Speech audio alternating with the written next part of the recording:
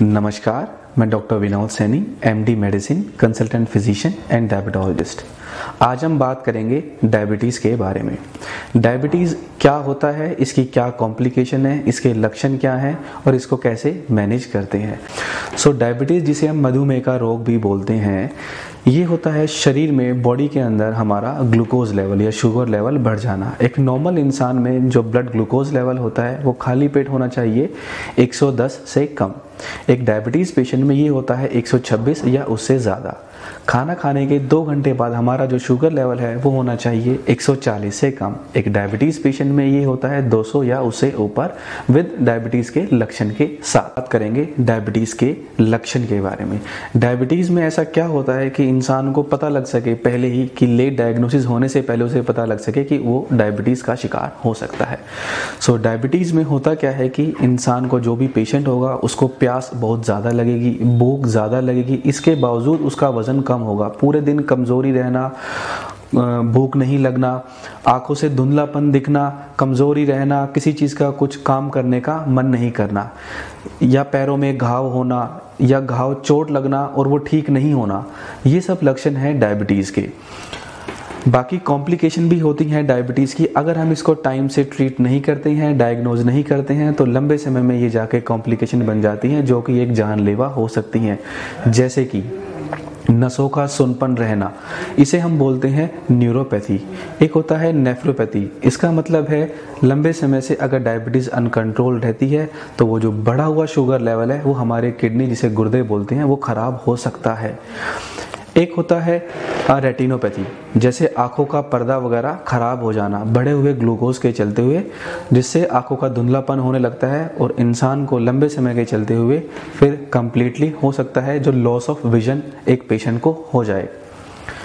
अब बात करते हैं कि भाई ये सब चीज़ें हम टाइम से कैसे पता लगाएं, कैसे हमें लगे कि भाई डायबिटीज़ जो है टाइम से ठीक हो जाए। डायबिटीज़ होती है अपनी काफ़ी प्रकार की, लेकिन जो मोस्ट कॉमन है वो है टाइप 1, टाइप 2 और एक जेस्टेशनल डायबिटीज़। जो टाइप 1 है वो काफ़ी कम उम्र से पता लग जाती है, बच्चों में शुरुआत होती है इसकी और स्टार्टिंग से ही इंसुलिन डिपेंडेंट होते हैं ये पेशेंट। दूसरा होता है टाइप 2। इनिशियली ये पेशेंट को हम दवाइयों से मैनेज करते हैं, खाने वाली, उसके बाद कुछ चीज़ें ऐसी हैं अगर वो कंट्रोल नहीं रहती है तो हमें फिर इंसुलिन पे लेना पड़ता है। एक होता है जेस्टेशनल। ये यूजुअली प्रेगनेंसी में ऑनसेट होती है और धीरे धीरे जैसे प्रेगनेंसी प्रोसीड करती है और फिर डिलीवरी होती है तो 60 to 70% ऑफ द पेशेंट्स में ये नॉर्मल ग्लूकोज लेवल हो जाता है ब्लड का, जो प्री प्रेगनेंसी था। कुछ में ये लॉन्ग टर्म डायबिटीज़ में कन्वर्ट हो जाती है। अब बात करते हैं आगे मैनेजमेंट की, कि भाई डायबिटीज़ को हम कैसे मैनेज करें।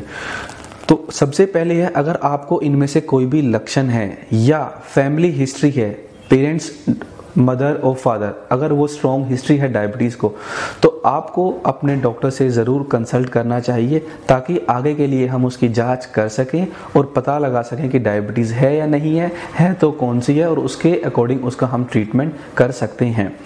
ट्रीटमेंट में रूटीन ब्लड टेस्ट होते हैं, यूरिन टेस्ट हैं आपके, जिससे हम ये पता लगा सकते हैं कि डायबिटीज़ का लेवल क्या है, कितने समय से वो है और कितनी वो डिरेंज है आपकी जो ब्लड ग्लूकोज लेवल है।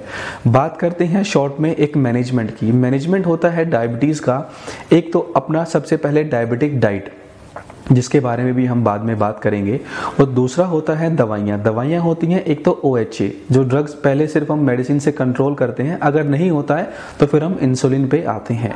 बट अगर टाइप 1 डायबिटीज़ है जो कि काफ़ी यंग एज से डायग्नोज हो जाती है, ऐसे पेशेंट्स में हमें स्टार्टिंग में इंसुलिन पर रखना पड़ता है। तो अगर इनमें से कोई भी आपको लक्षण हो, कोई फैमिली हिस्ट्री हो, या आपको लगता हो कि आपको डायबिटीज़ के कोई भी ऐसे लक्षण या साइंस आ रहे हैं, कभी भी हमारे मिलालसा हॉस्पिटल के क्लिनिक में आ सकते हैं, जहां पे आपकी जांच की जाएगी और आपका इलाज किया जाएगा डायबिटीज़ या उससे संबंधित कोई भी अगर कॉम्प्लिकेशन है तो। धन्यवाद।